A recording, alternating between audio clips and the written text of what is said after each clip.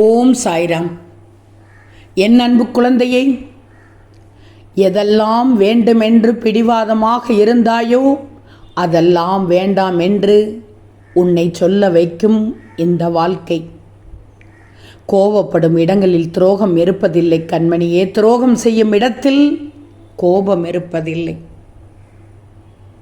உன்னுடைய பாதையை நீயே தேர்ந்தெடுத்துக்கோ. ஏன்னா வேறு யாராலும் உன் கால்களை கொண்டு நடக்க முடியாது. ஆசையில்லாத மனம் வேண்டும். நிம்மதியான வாழ்க்கை வாழ நல்லா தெரிஞ்சுக்கோ.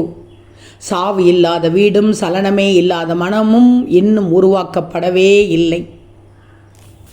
ஒன்று மட்டும் நல்லா தெரிஞ்சுக்கோ, யாரும் கூட வரப்போறது இல்லை, யாரும் உனக்காக நிற்க போறதும் இல்லை. வாழ்க்கையை தனியாகத்தான் நீ கடந்து நடக்கணும்.